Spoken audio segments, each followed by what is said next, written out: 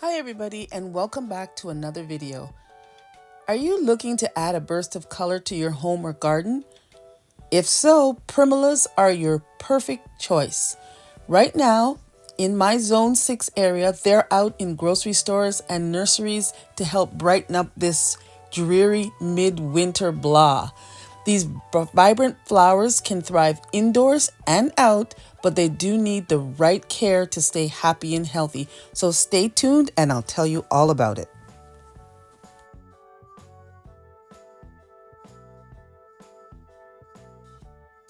Now, primulas provide the perfect little pop of color. These happy little blooms are among the first ones to welcome spring, but they thrive in cool temperatures and come in a stunning variety of colors for your home or any spring garden. If you're planning to grow primulas indoors, make sure you place them in a cool, bright location with indirect sunlight. Think maybe an east or north facing window would probably be the best. They love moisture, so keep them evenly moist. Keep the soil evenly damp, but be careful not to overwater because that could lead to the rotting of their roots. Maybe keep a pebble tray or give them a light misting that can help to maintain the humidity, which these plants tend to love. Regular deadheading or removing of the spent flowers will keep your primula blooming for much longer. And if you notice that there's any yellowing on the leaves, it might be a sign of overwatering or it's getting too much heat. So be careful where you place the plant in your home. If you look down deep into the plant, you can see where the new blooms are gonna shoot up from. As you can see here, this is a spent bloom. So you want to get rid of your spent bloom so that your plant doesn't have to overwork. Just follow the stem all the way down to the base and snip it. Try to get as much of the stem as possible.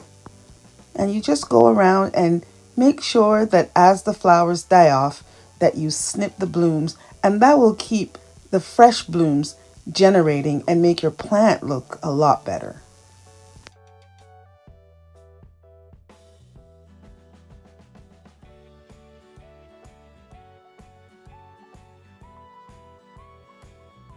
Now make sure you keep the plants well groomed by getting rid of yellowing leaves such as this.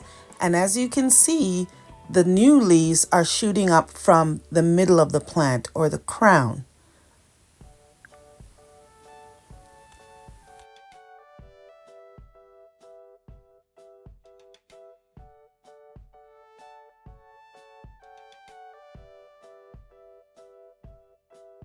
Now these plants come in a vast variety of different types and hybrids, from the classic primrose to the elegant candelabra styles. There is a primula for everyone.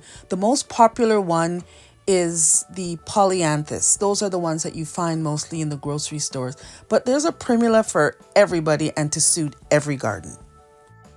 If you're planning to grow them outside, primulas thrive in hardiness zones 3 through 8. They prefer a cool temperature and partial shade, making them perfect for woodland gardens, shaded borders, or under taller plants.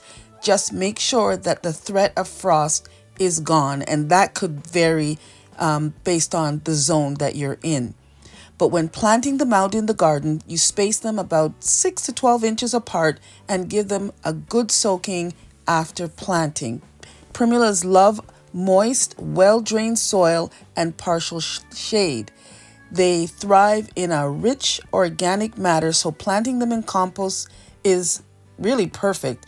Although they need consistent water, don't forget they don't like their roots to be soggy, as that can lead to rot.